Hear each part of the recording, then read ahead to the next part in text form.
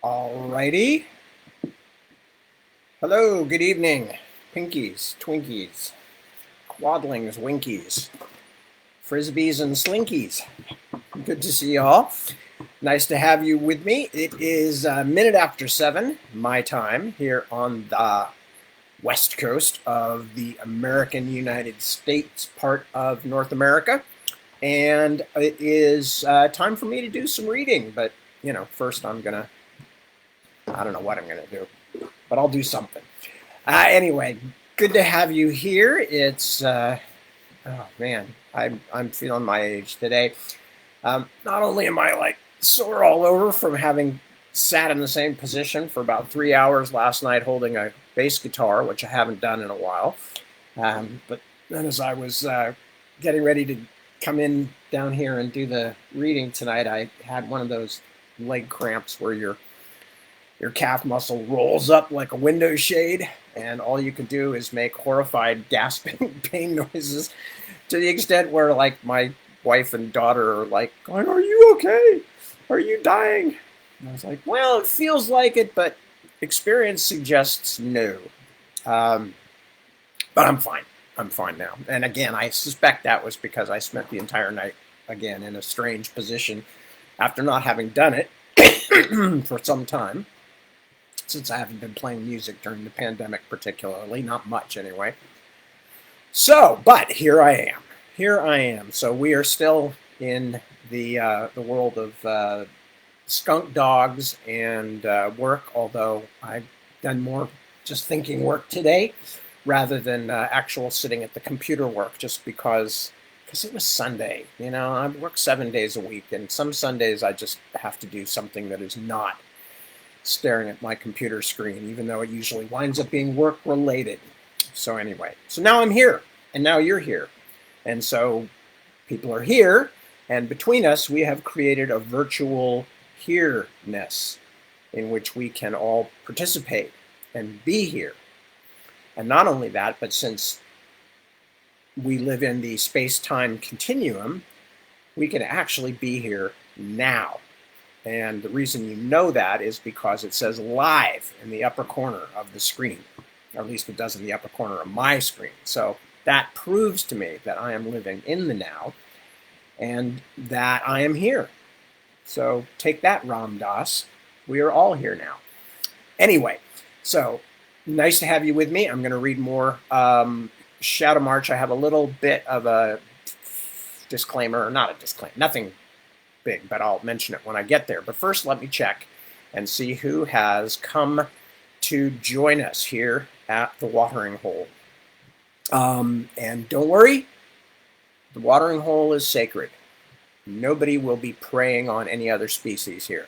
We are all buds. Yes, Jerry, on your brand new keyboard, you've got a brand new pair of roller skates and you've got a brand new keyboard. Yes, we can hear you loud and clear in the written sense. So you are there. We are glad you're there. Good to see you as always. Emily, good evening. And I'm sure all the other nice people here are glad to see you and glad to get your greetings as well. Medardo, good to see you. A pleasure as always, sir. Becca, yay! Thank you so much for reading tonight. What else would I do? Hang out with my skunky smelling dog? This down in the office is one of the only places in the house that doesn't smell like skunk booty. Um, Ray, hello, good to see you.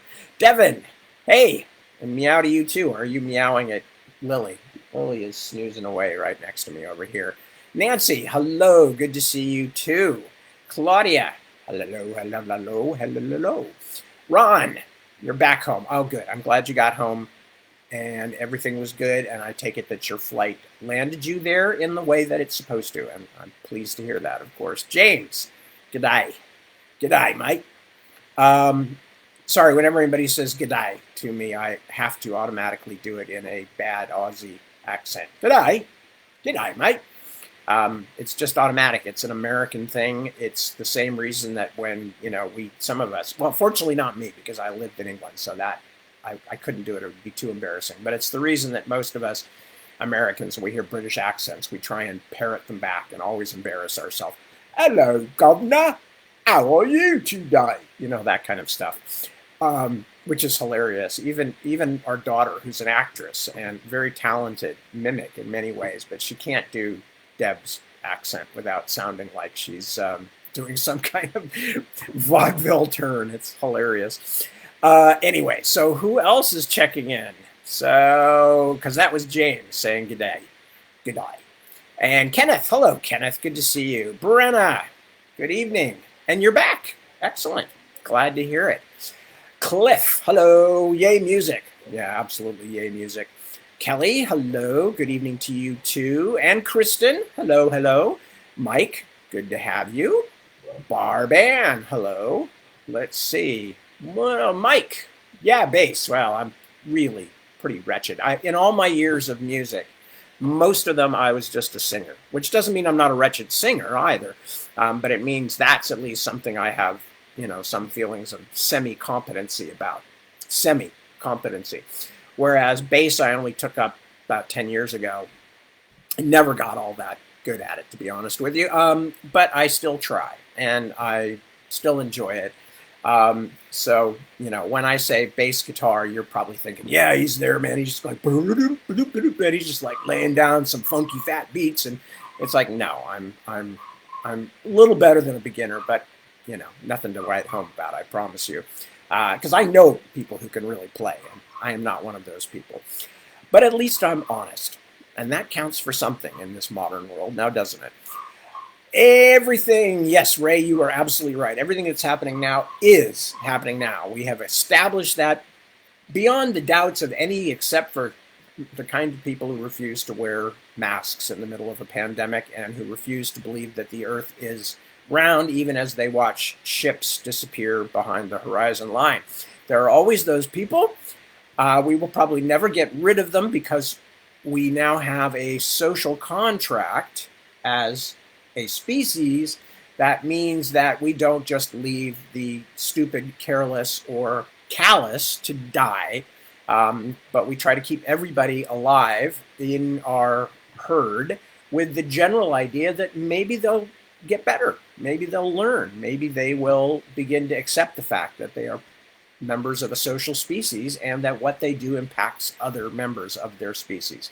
So that's what we do. We don't let people just get themselves killed because they're stupid. We try our best. So, for instance, if people refuse to get vaccinated, we don't stop them at the hospital door and say, did you get vaccinated? No. Well, then we're going to let you die, because that's not how our human species, at its norm, or especially when it's behaving well, that's not how we behave. We take care of people, even if they do things we don't agree with. So there. Okay, I said I wasn't going to get into politics on this reading thing, and so I'll leave it at that. Pierre, good to see you.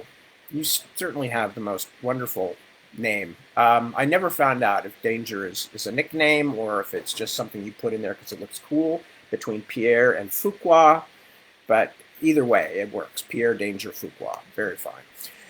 Dina, hello again, and from Mexico. Pleasure to have you. Bienvenido.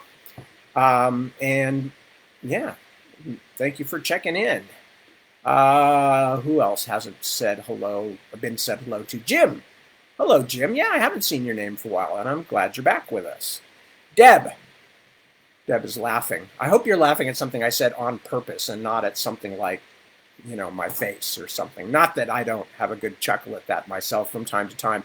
And there is my friend Rook, who I actually asked if I could name a character after in one of my books. I still haven't heard back, but I'm waiting to hear. Maybe she didn't see the email. Anyway, Justin, hello. Did I say hello to you yet? No, I don't think I did. So hello, Justin. Good to see you. And Robert, hola, hola, señor. Es un placer verte. Okay. What am I doing here? Oh, I was going to give you a brief sort of a disclaimer thing. It's not really any big deal. As I was kind of leafing ahead today about 10 minutes ago, 15 minutes ago, just to see what I was going to be reading from tonight, I noticed that this part of the story, there's a lot of blood. Figuratively and literally, there's a lot of blood and a lot of stuff like that. So just to warn you, if you're particularly sensitive, but most of you probably are not, or you would have tapped out on this reading thing a long time ago. Since, from time to time in my books, there are, in fact, hideous, horrible, violent things that happen, because what's the point of having monsters and frightening situations and all that if you don't ever follow through on them? You know what I mean? Okay, I'm glad we do. I just noticed also something else. Hang on a second. Let me just mess with this for a bit. The color on the thing today seems particularly bluish. I know what you're saying. Funny, you don't look bluish. Sorry, that's not my joke. That's from the Beatles' Yellow Submarine movie. Funny, you don't look bluish. It's the Blue Meanies. Anyway, one of my very favorite all-time movies. And when I get around to doing my show of trying to introduce people to things that the younger part of the audience may not know and the older part of the audience might enjoy a little nostalgia about, I promise you that the Blue Meanies and Yellow Submarine will be on there, because that is such a very, very cool film. Oh, yeah, I wonder if it's that other light back there that's changing the color balance. Don't know why it would, but anyway, it doesn't matter, because, I'm reading. I'm not doing ballet. Thank God. And thank your lucky stars. No ballet, just reading. So this is probably adequate light for it to happen with. Anyway, so in the midst of the battle is where I left things last night with both... Oh, I just thought of something. Maybe if I warm this up a little bit. Yeah, not too bad. In the middle of the battle is where I left things. Barrack, of course, was... in the attack where the army of Southmarch has attempted to stop the people coming from the Twilight, from behind the Shadow Line, the Twilight people. And in the course of doing so, they had been tricked once and realized that the Twilight people had slipped past them. And now they have tried to catch up to them.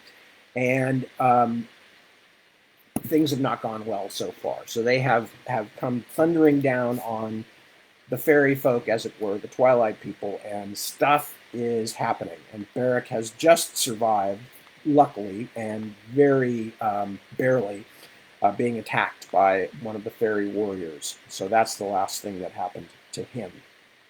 And he's already having regrets about having forced his way on this particular little journey and into adulthood. Anyway, Tyne of Blueshore and a dozen other knights and nobles had found each other. Barrack had found them. The enemy was thick around them, but not endless. There were moments between one spate of fighting and the next, sometimes long enough for Barrack to catch his breath and even drink from his water skin. He was holding his own, despite being forced to fight with only one hand, and he found himself embarrassingly grateful for his old nemesis, Shazo, who had worked him so mercilessly all those years. Once or twice the fog cleared, so that he could see knots of combat all over the downs. Those instants, when the mists rolled back and they could actually see something like a wholesome, natural twilight, dragged a cheer from even the weariest of the fighters around Barrack, his own voice as loud as any. They had held their own against the first attack of the Twilight people. Barrack felt something almost like hope. If they could reach some of their fellows, they could begin to make an organized resistance, to make a real stand, or, as Vanson had suggested, only hours ago, but it felt like years, then withdraw or try to lure the shadow folk after them. The fairies didn't seem to be as many as they had feared, but they were terrible foes. Their strangeness, even more than their ferocity, made them so. Most were man-sized and man-shaped, armored and carrying weapons of odd shapes and hues. But a few were twice the size of any mortal, massive things with patches of mangy fur and thick, sagging tortoise skin, powerful but slow. Beric had already seen one of these monstrosities, brought down by 3 mounted men with lances, and he had shouted with joy as the giant fell and lay shuddering in its own slow oozing black blood. The fairy army contained swarms of small creatures with ruddy hair and faces almost as narrow as foxes' muzzles, too, and others not much larger than apes, who were covered all over with some dark, tangled fur, so that they appeared faceless except for the staring gleam of their eyes.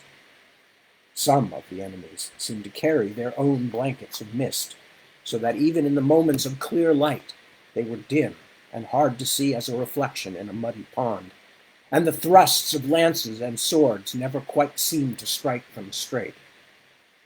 Wolves accompanied them too, silently swift and horrible in their intelligence. They had already pulled down several of the horses by tearing at legs and unprotected bellies until the beasts stumbled and fell. "That way!" Time shouted. The war leader's helmet was battered, and his sword was bloodied and notched, but his voice was still strong. Men moved to him without hesitation as he spurred his horse toward one of the clumps of fighting, a fog-shrouded mass of bodies and flashing metal. Main Callow and a company of Silverside nobles, perhaps 3 or 4 dozen mounted men all together, hard-pressed by at least that many foes. Time clearly planned to bring the two groups together with an eye toward mounting a coordinated defense, and Beric was only too happy to follow. He had spent most of the last hour floating in a kind of singing silence, hearing but not recognizing the sounds of combat, terror, and pain all around him. Lost in red-shot mists. But now the mists were beginning to clear, at least those in his head, even if the fogs that blew across the hillside showed no sign of doing the same. As something like ordinary thought returned, Beric realized that he wanted only to get out of this ghastly murk, any way he could. He didn't want to kill any more, not even monsters like these. He didn't want to make anyone proud of him. He didn't care what anyone thought. War is a lie. The disjointed words did not quite form in his head, but they were there all the same, like broken pieces of an object whose original shape could still be recognized. Because no one ever would. Terrible. If they knew, no one ever. Never. Time was at the front of their small company, and reached the cluster of men on the hillside, just in time to rein up in surprise as something huge burst through the ranks of knights, flinging aside heavy armored men and horses, like a drunkard batting away a cloud of bees. Time had only a moment to raise his sword in a gesture of helpless defiance before the leathery giant brought down its great cudgel of stone and wood on him with such force that Tyne's horse was smashed to the ground with its back broken and its legs fractured and splayed. Nothing was left of Tyne Aldrich, the Earl of Blueshore, but a headless jelly in a wreckage of crushed armor. It was so sudden, so horrid, that Beric could only gape as his horse Kettle shied and stutter-stepped. The Silversiders scattered from the giant, mounted men running down those who had lost their horses, all of them leaping past the prince, a few shouting at him to turn, to ride for his life. The giant thing lumbered toward him, the massive club whistling back and forth as it came, dispatching those who couldn't force their way past their fellows to escape, knocking them to pieces. One of the fleeing knights lost control of his horse, and the beast slammed into Kettle and forced Beric's mount sideways. This time Beric did not catch its mane before he fell.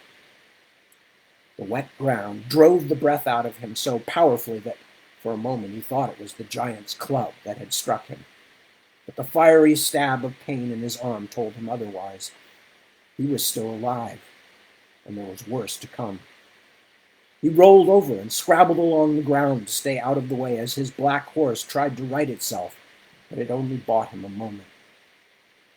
Better if Kettle had kicked my brains out, he thought.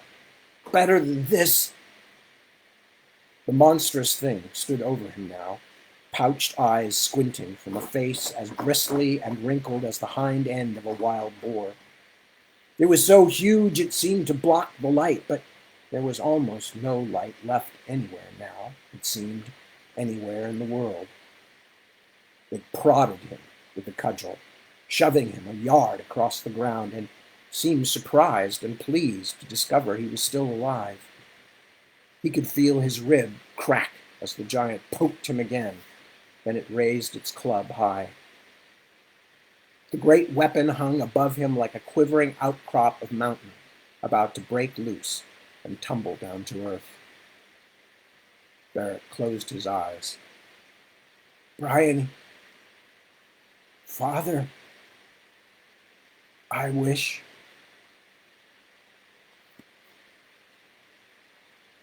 Actually, before I start the next chapter,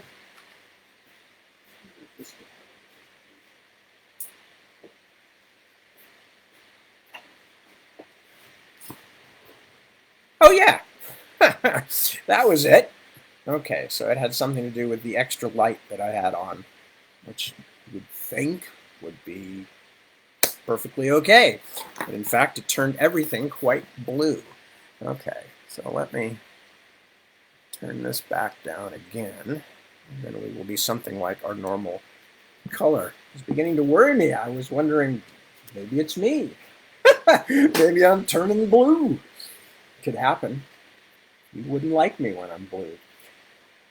Okay, so that was the end of the Beric chapter. Chapter 37, The Dark City. Echoing hills. Count the spears, then build fires for those who have no spears. Sing together the old, old words from the Bonefall oracles.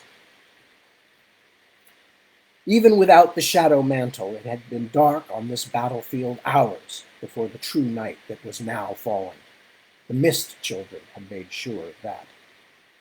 As Yasames rode, she saw the murk they had created as a shade, a hue that only dimly stained her vision.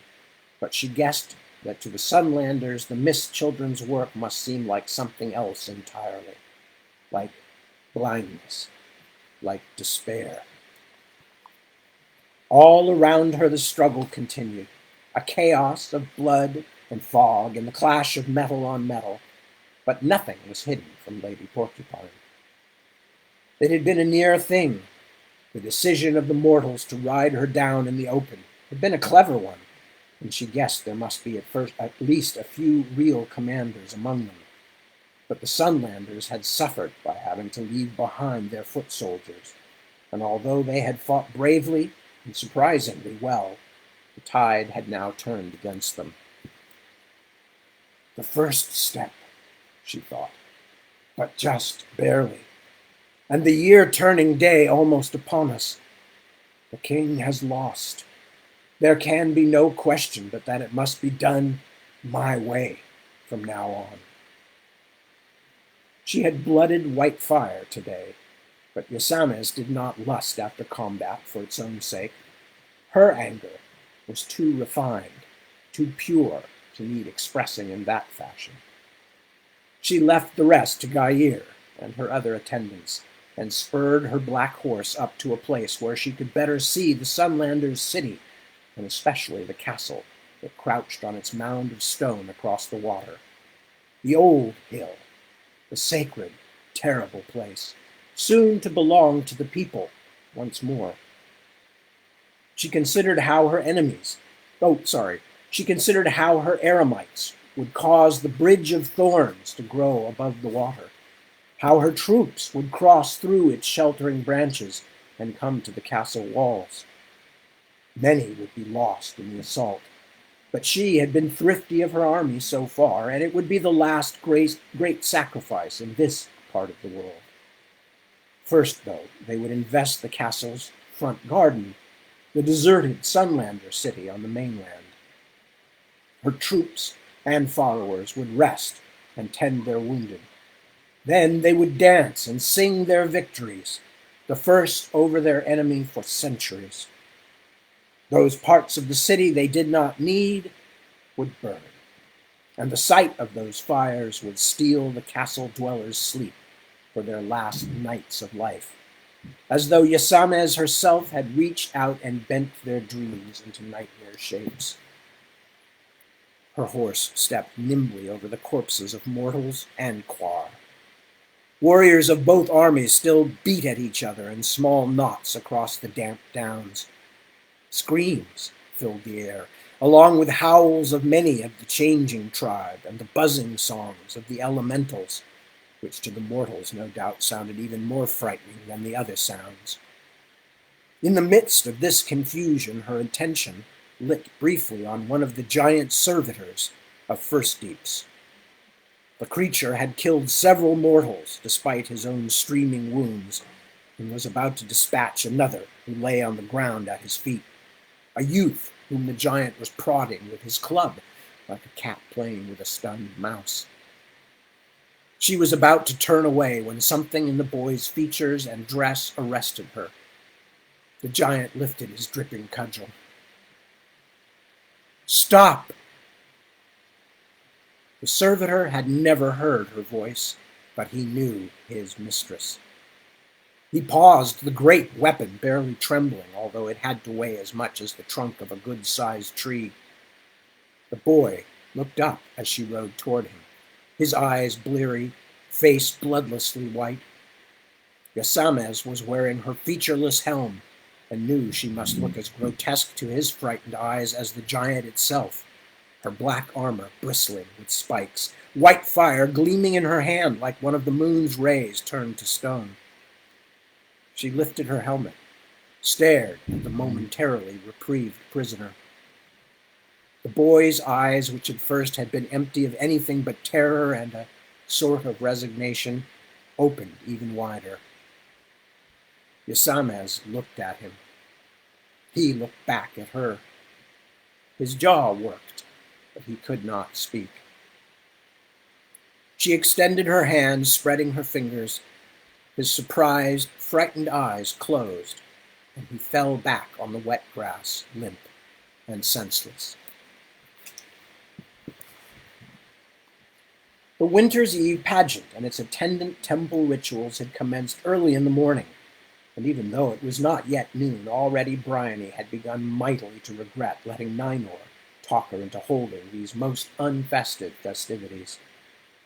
Rather than such familiar events reassuring everyone, as the Castellan had suggested, bringing the entire court together merely allowed rumor to travel faster and farther than ever it would have. Rose and Moina had told her that although none would admit it in public, many of the nobles seemed half inclined to believe the Tolly's assertion that Bryony and Barrack had ordered Galen killed. The fact that Hendon and the rest of the Tolly supporters had kept themselves away from the gathering only made it worse, made it seem that Bryony was cruelly celebrating during their time of mourning. Where are all those we have supported? Where are those whose loyalty we've earned time and again?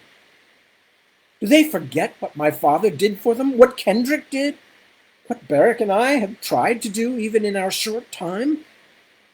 Staring at the people crowded into the great garden, which, with its border of tents put up for the pageant, had somewhat the look of a military camp, she couldn't help but believe that those she saw whispering were speaking against her. She knew she dared say nothing herself. To deny such gossip was to give it even more force. and that maddened her. I would like to see them all horsewhipped, every disloyal one of them, she muttered. What, Highness? Asked Ninor. Nothing. Even on this chilly day, I am stifling in this costume. She flicked at the confining dress of the Winter Queen that Anissa had worn the year before, the vast white hooped skirt and rock-hard stomacher, all covered with pearly beads like frozen dewdrops. On such short notice, even a half a dozen seamstresses had not been able to alter it enough to make it fit Bryony's larger frame in a comfortable way. Is it not time yet for me to finish this foolish pageant? I want to eat. This ceremony is almost over, Highness. Skilled courtier that he was, Ninor tried to sound apologetic, but he clearly disapproved of her complaints. In a moment you will... there now, go and take what the boy offers. Do you know your speech? She rolled her eyes. Such as it is. She swept across the yard and stood, while little Idrin, Gowan of Helmingsea's youngest son, handed her a sprig of mistletoe and a posy of dried meadowsweet, as he lisped his ceremonial lines about the returning of the sun and the days of bloom to come. He was an attractive child, but his nose was running in a most unflattering way. After she had already clutched it, Bryony realized to her dismay that the mistletoe was sticky. Yes, good orphan, she told the boy, struggling to hold the gifts as she surreptitiously wiped her fingers with her kerchief. Because of your sacrifice, I will allow the Summer Queen to return and take her throne at the far end of the year. Go now to the gods and be rewarded. Little Idrin lay down and died, with a great deal of kicking and groaning. But this year the crowd, perhaps superstitious in these days of bad news, was not amused by such antics. They clapped politely, but continued to murmur after the applause had died, and the smallest scion of Helmingsea arose from death and returned to his mother's side, his shepherd's costume now furred with wet grass. Bryony had just finished dismissing the court, so that they might have a rest and a chance to change clothes before the feast began, when she noticed Havamore, Avon Brone's factor, who was standing and waiting for her in a way meant to be both unobtrusive and compelling. She sighed. It was the functionaries of busy men who are usually the most insufferable in their self-esteem. What does your master want? She asked him, letting a little more of her anger show than she had meant to. He was supposed to be here. If I can stomach such things, he can certainly make an appearance. Begging your pardon, Highness, said Havamore without meeting her eyes, but Lord Brone wishes to speak to you. Urgently, he says. He humbly requests you to come to the Winter Tower as quickly as your Highness's convenience will allow. She was immediately suspicious. She didn't know Havamore all that well. He came from Brone's wealthy fiefdom in Land's End and was known to be ambitious. Could this be some trick to get her alone? Some scheme of the Tullies for which they had enlisted the Lord Constable's servitor? But even they would not dare anything in the light of day. Bryony decided she was letting mistrust get the better of her. She would have her guards with her, after all. It was not the first time Brone had summoned her, rather than the other way around. Still, it was irritating, and she wondered if the Lord Constable did not need a reminder about who was the regent and who was not. I will come, she said, but tell him he must wait until I get this outlandish costume off and something more sensible on. What is your name? She asked the young guard, who had insisted on walking before her into the Tower of Winter. It had occurred to her that she knew less about these men who guarded her life than she knew about her horse or her dogs, despite the fact that she had been seeing some of the faces for years. Heron, Princess Bryony, Heron Millwork. And where do you come from? Sutler's Wall, Highness, just north of Blue Shore Lands on the Sandy. And who is your lord? He flushed. You, Highness. We wall folk owe our fealty directly to Southmarch and the Eddens. He seemed unsure, perhaps feared he had spoken too much. Certainly the other three guards who had stepped into the antechamber were looking at him as though they were going to make him regret his volubility in the guardroom later. Well, most of the royal guards are from Sutler's Wall or Red Tree or one of the other Eden holdings. It only made sense. But your captain, Vanson, he is not an Eden vassal by birth. No, Highness, he's a dalesman, is Captain Vanson. But he's steadfast loyal, ma'am. The sergeant stepped forward. Is he troubling you, madam? Is he troubling you, Highness? No, not at all. I asked him a question, he answered. She looked at the raw-boned sergeant, who seemed nervous and irritated. He does not like having a girl my age on the throne, she decided. He'd like to tell me to be quiet and hurry up, that I am keeping that wise old man Brone waiting, not to mention giving this guardsman thoughts about his station. For once, she was more wearily amused by this sort of thing than angered. There were bigger foes and fears just now, after all. Let us go, then. The summons was no tolly trickery. Avon Brone was waiting for her in the wide room on the third floor, a public room once when the Tower of Winter was a residence, although it was now largely given over to storage. Highness, he said, thank you. Please come with me. Masking her irritation, she directed her guards to wait, and allowed Brone to lead her out to the chilly air of the balcony. She looked down and saw a handkerchief with a heel of bread and a few crumbs of cheese on it lying on the boards at her feet. At first she thought Brone himself had carelessly dropped it, but the bread was sodden and gray as though it had lain there a day or two. Have you brought me to see where some spy has snuck into the Tower of Winter and dropped his midday meal? Brone looked at her for a moment, uncomprehending, then glanced down at the bread on the kerchief and frowned. That? I care not for that. Some workmen or guard shirking. Nothing more. No, Highness, it is something more fearful I brought you here to see. He pointed out across the rooftops of the castle, out to the narrow sleeve of Bren's Bay, and the city on the shore beyond. The city was covered in mist, so that only the temple towers and the roofs of the tallest buildings were visible through the murk.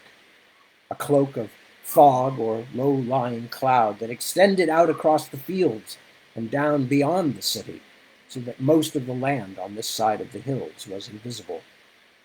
But as she stared at this gloomy, though largely unsurprising sight, Bryony saw a few bright spots deep in the fog, as though torches and even some bonfires burned there.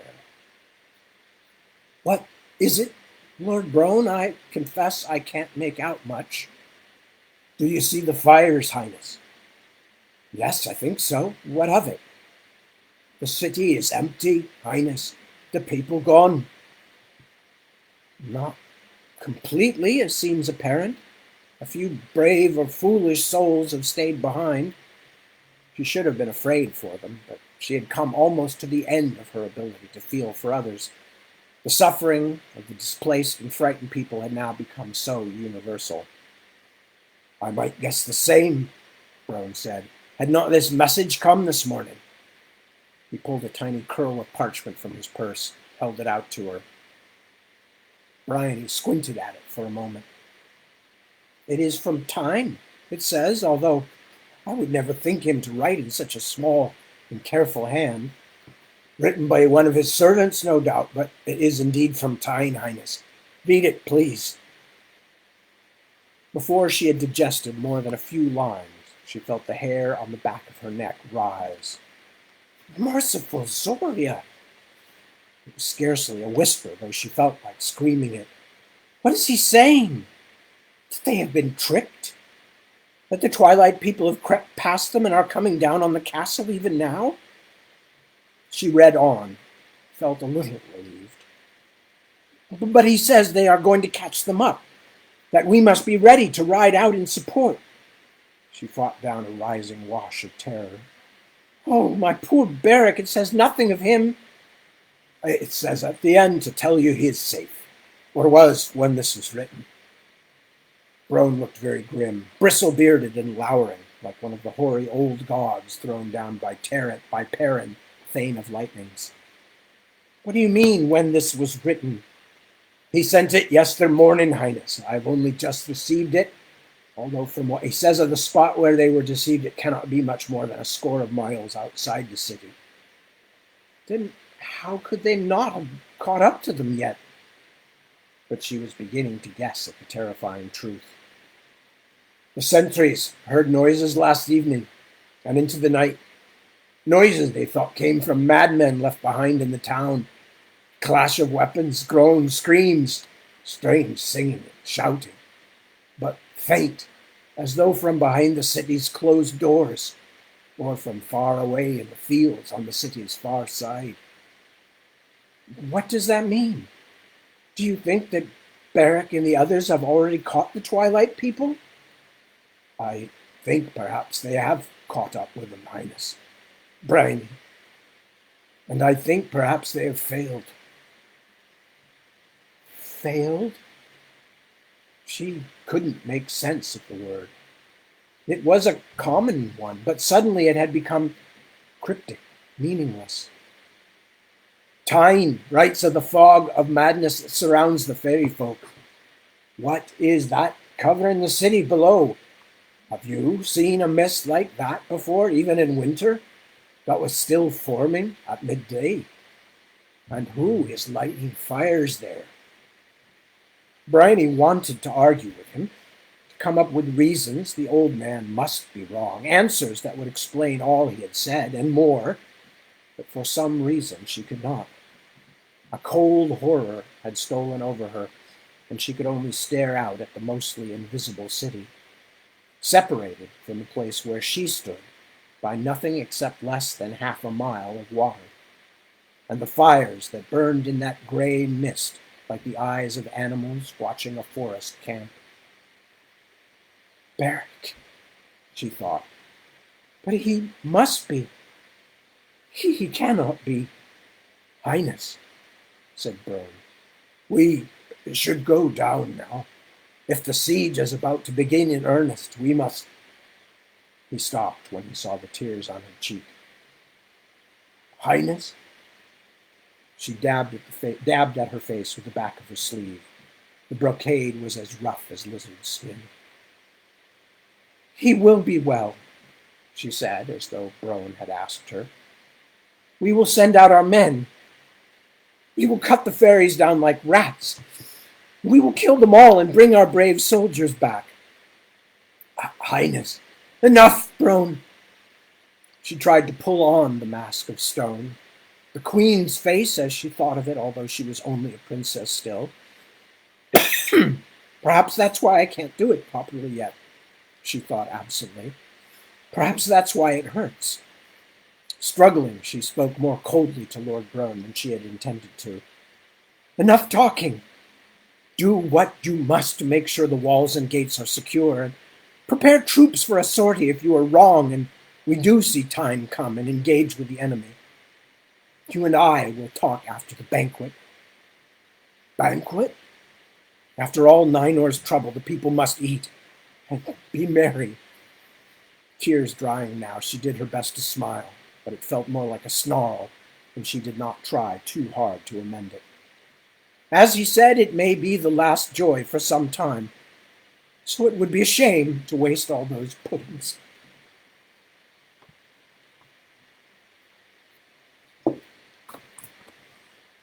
The first gleam of dawn should have come as a relief, but it did not. They had held their ground, and they were still alive, but there was no one else in sight or earshot with whom they could join forces. They were lost, like shipwrecked mariners. Ferris Vanson and a few men, Gar Doiney and 2 other scouts, along with the knight, Main Callow of Kirkwall, and his squire, had held this high spot since middle night, an outcrop of stone in the middle of the field, not much bigger than a small farmhouse. Held it mostly, Vanson guessed, because it was on the fringes of the battle and of little strategic value. Not that strategic value meant much anymore. Vanson had known for hours, with a certainty as straightforward as a mortal wound, that the fight was over, and they had lost. He was angry with himself, although he still believed he had been right to insist that they catch the fairy folk outside the city. It had proved almost impossible to overcome the Twilight people without the superiority of numbers, or even apparent superiority, since everything to do with the fairy folk was slippery and hard to calculate. Already Vanson was plotting, in the lulls between fighting, what to do next time, how to take the advantage of surprise and concealment away from the Shadow people and their weird magics. But all the time he had been doing it, he knew that there might be no next time, that more than this battle might have been lost. With Tyne Aldrich dead, all was in disarray, and Tyne's second in command, the stolid, unimaginative Droy of Eastlake, would not have been able to salvage things even if he had lived. In fact, it had been Droy's pig-headedness that had made the loss so desperate. By the time he had arrived with the weary foot troops, their torches making a fiery snake along the downs as they hurried to support the mounted knights, Vanson had sent one of the scouts to him to tell him that it was useless now, that Tyne had fallen, and the best thing Droy's foot soldiers could do was to try to flank the Twilight folk and beat them to the deserted city, or, failing that, to fall back into the hills, so that his army might eventually be able to provide the other half of a pincer with Brone's defensive force. Instead, the Count of Eastlake had ignored Vanson's message as the cowardly advice of a commoner, a jumped-up sentry, in Droy Nacomedy's estimation, and had plunged his weary soldiers into battle. Within moments, half of them had become completely disoriented by the mists and the strange noises and shadows. Lord Nicomedy and the others had learned nothing from the first fight, it seemed, and had been cut down by archers they could not even see. Their own arrows seemed to do as much damage to the survivors among Tyne's knights as to the enemy. A disaster, Vanson thought. Worse, a mockery. This is how we defended Southmarch, with battle plans out of some player's comedy, with bravery sacrificed by blockheaded generalship. Doiney tugged at the hem of Vanson's surcoat, startling him out of his reverie. "Shadows, Captain! Over there! Coming nearer, I think." Vanson squinted. It was a little easier to see now that the sun was coming back, but not much. The mists were thinner, little more than what would be expected on these meadows at this hour of the day, but they still made the world an eerie and untrustworthy place. Something was indeed moving up the small rise toward the pile of stone they defended, a moving clot of shadowy shapes. An arrow snapped past. Vanson jumped down from the prominence on which he had been crouching. The horses, herded together into a crack at the base of the outcrop because for the moment they were useless, whinnied in fear. No more arrows came. That was one small solace. "Up!" Vanson shouted, as half a dozen strange figures came charging out of the mist, eyes bright and faces as pale as masks. One ran on all fours like a beast, although he seemed to have been arrested in the middle of some transformation, with stripes of bushy fur sprouting unevenly down his back and sides, and his face misshapen, as though someone had pushed the human face out from within, making half a muzzle out of nose and mouth. 7 hours ago, this sort of thing had sickened Ferris Vanson, made him feel lost as though the world he knew had suddenly fallen away beneath his feet. Now it was only another reason to want to kill them. Kill them all. These horrid, unnatural creatures that have themselves destroyed so many of his fellows. To me! He shouted and helped Main Callow to his feet, the knight's armor grating against stone as he dragged his aching body erect. To me! Keep your backs together! The bright-eyed things were almost on them now, teeth bared as though they would not waste such sweet work on their swords. As he had at least half a dozen times already, Vanson let his deeper thoughts go away so he could concentrate on the business of staying alive a little while longer.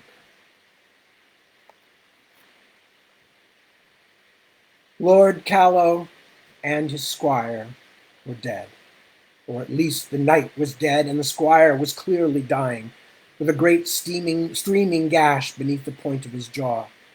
The hands with which the youth tried to hold in his own blood were all red, but his face had gone parchment pale beneath the dirt, and the blood was pumping more slowly now. The squire stared off into the misty morning sky, his bubbling prayers slipping down into silence, though his lips still moved. Vanson wished there was something he could do to help the boy. Perhaps, though, this was the most merciful way. Who knew what would happen to the rest of them when the shadow folk came again? Only Vanson knew even a little of the way a man's own thoughts could betray him under the dark magics of Fairy. Callow lay on top of the milk-skinned warrior he had destroyed. A woman, although Vanson thought that meant no less honor, for the fairy women fought like demons too. But the knight's own breastplate had been torn open like a bite taken from an apple, and his guts were out. 3 fairy corpses had rolled down the rock and lay tumbled together at its base in the meadow. The other attackers had retreated into the murk, but only to get reinforcements, Vanson felt sure. It had been hours since he had seen any other mortals.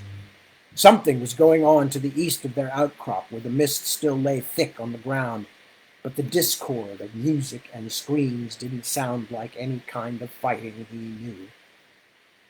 It sounded like the fairies were singing sweetly sour temple harmonies as they killed the wounded. That was what it sounded like. "Get down, Captain!" Doiny whispered from his perch behind some rocks at the crown of the outcrop. "They still have arrows left, and they're probably gathering up those they've already shot, too. You'll get a shaft in the eye." Ferris Vanson was about to take this good advice when he saw something moving across the sloping meadow, not coming toward them, but passing from left to right in front of them. It was a mounted man, or at least a mounted creature of some sort, a dark figure on a black horse. Vanson crouched, but despite the superstitious fear that surprised him into shivers, he had thought there was nothing left in him that was still alive enough to be frightened. He couldn't take his eyes off the apparition that sailed past them through the swirling ground fog. Fear turned to astonishment as the figure moved into a shaft of weak sunlight and he could see it clearly. "By parents, Skyhammer, it is the prince himself! Beric! Prince Beric, stop!" Too late, Vanson realized that he had just directed the attention of any ransomers to the greatest prize on the field. But the shadow folk had not seemed very interested in keeping any of their mortal enemies alive, no matter their station. "Get down!" Doiny yanked at his leg, but Vanson paid no attention. The mysterious figure that looked so much like the prince sailed by on a black horse, passing scarcely a dozen yards from where Vanson watched stunned. He shouted again, but Beric Eden, or his supernatural double, did not even turn to look at him. The familiar face was distant, distracted, eyes fixed firmly on the northwestern hills, despite the intervening mists. "By all the gods and their mothers," said Vanson, "he's riding in the wrong direction, straight toward the shadow line." He remembered Bryony and his promise to her, but Doiny was tugging at him again, reminding him that he had other duties as well. It's the prince, he told the leader of the scouts. He's riding away to the west. He must be confused. He's heading straight for the Shadowlands. Come with me. We have to catch him. It's just a will-o'-the-wisp, said Doiny, mouth stretched in a panicky scowl. Some fairy trick. There are men here somewhere who need our help, and if there aren't, we need to go east. Try to get back to the keep. I can't. I promised. Vanson scrambled down the rock to where his horse was hidden. Come with me, Gar. I don't want to leave you here. Doiny and one of the other scouts, who had poked his head up now to see what was happening, both shook their heads, wide-eyed. Doiny made the pass evil. No, you'll be killed or worse. We need your sword, Captain. Stay with us. He could only bear to look at their weary, frightened faces for a moment. I can't. But which vow was more important? The one he had made to the princess, or the one he had made to old Donal Murroy, when he had sworn to make the royal guard his own family, and himself those guardsmen's dutiful father? He had little hope that the scouts would find the other survivors, but at least they had a chance of making a run toward the east, although he knew their chances were considerably lessened without him. He was the best swordsman among them and the only one in full armor. He hesitated once more, but Bryony Eden's face was in his thoughts, shaming him, haunting him like a ghost. I can't, he said at last, and led his horse out onto the foggy grass. He swung up into the saddle, then spurred away. Barrack, or the thing that looked like him, had disappeared, but the marks of the horse's hoofprints were still fresh. Don't leave us, Captain, cried one of the scouts, but Vanson was headed northwest and couldn't turn back. He wished he could put his hands over his ears. We got time to start the next section. But why? Opal could barely hold back the tears, but her anger made it a little easier. Have you lost your wits? First you go off with that girl, then this. Why should you go outside the castle gates with a stranger? And now, of all times. She gestured at Flint. The child was silent on the bed, only the faintest motion of his narrow chest showing that he lived. He's so ill. I do not think he's ill, my dear one. I think he is exhausted. He will be well again, I promise you. But Chirk didn't know whether he actually believed that. He was tired himself, very tired, having snatched only a few hours' sleep after returning from the keep above. The boy is the reason I have to go. The boy and you. I wish you could see this Gill fellow. I don't want to believe him, dear Opal, but I do. He lifted the mirror and examined it again. Hard to believe so much madness could surround such a small, unexceptional object. Terrible things hang in the balance, he says. I wish you could see him, then you would understand why I believe him. But why can't I see him? Why can't he come here? I'm not sure, he had to admit. He said he couldn't come too close to the Shining Man. That is why the boy went instead. But it's all mad. Opal's anger seemed to have won. Who is this person? How does he know Flint? Why would he send our son to do such a dangerous thing? And by what right? What does one of the big folk know about the mysteries anyway? Chirk flinched a little under the volley of questions.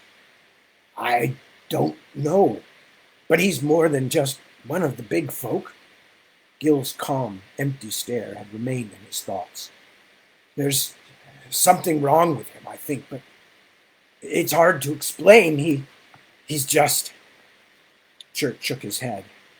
That was his problem. He had spent much of the last days in places where words meant little or nothing, but Opal had not. It saddened him, felt like a breach between them. He hoped he would survive this strange time so that he could patch it up again. He missed his good wife, even though she was standing right in front of him. I must do this, Opal. So you say. Then what are you doing here at all, you cruel, stubborn old blind mole? You think you're doing me a kindness, coming back to tell me you're off to risk your life again, after you've just returned, worrying me to death with these mad stories? Yes, he said, not a kindness, but I couldn't go away again without telling you why. He walked across the bedroom and picked up his pack. And I wanted some tools also, just in case. He didn't tell her that what he really wanted was his chipping knife, sharp honed and the closest thing to a weapon they had in the house, other than Opal's cookware. He couldn't quite imagine asking her for her best carving knife. It seemed as though that might be the last blow on a quivering rock face. Opal had stamped out to the front door, fighting tears again. Chert kneeled beside the boy. He felt his cool forehead and looked again to make sure Flint's chest was still moving. He kissed him on the cheek and said quietly, I love you, lad. It was the first time he had said it aloud or even admitted it. He kissed Opal too, although she could barely force herself to hold still for it, and quickly turned her face away, but not before he tasted her tears on his lips. I'll come back, old girl. Yes, she said bitterly. You probably will. But as he went out the door, he heard her add quietly, You'd better. And that's where we're going to stop. Because it's a little convenient breaky place. Breaky. Right there. Anyway, hello, those who have showed up lately, like Carl. You don't ever have to apologize. It's one of the reasons that these things are recorded. You can catch up with them anytime. And I can't see you, so it's not like, I'm not like the third grade teacher and I'm watching kids doing stuff they shouldn't do in the back of the room. Anybody can do whatever they want to. You can listen to these stories naked, eating screaming yellow zonkers. There's a blast from the past. Anyway, while it was like kind of candy corn, not candy corn like the little candies, but it was popcorn and peanuts and a kind of a butter toffee sauce. It's quite nice stuff, actually, but their whole thing was that they were trying to, basically, I think they were trying to market to kids and stoned people. That seems to be what they were doing. So if you don't believe me, or if you're curious about it, you can look it up. Screaming Yellow Zonkers. That was the actual name of the product. And now that this brief tour of the 1970s is over, I will say, as I like to say, thank you so much for joining me. It's always a great pleasure to read to you and to hear from you. And I will be reading again next week when we will continue with the complicated concatenating endings of the first Shadowmarch book. So until that point, take good care of yourselves, take good care of your loved ones and friends and the people around you. We are all still struggling with a variety of worldwide problems, and we can't do much about some of them, but others we can. And one of them we can do something about is keeping ourselves as healthy as possible and keeping those around us as healthy as possible too. So that's your assignment until we get together again next week. Once again, thank you very much. Lovely to see you and hear from you and hang out with you, and I will see you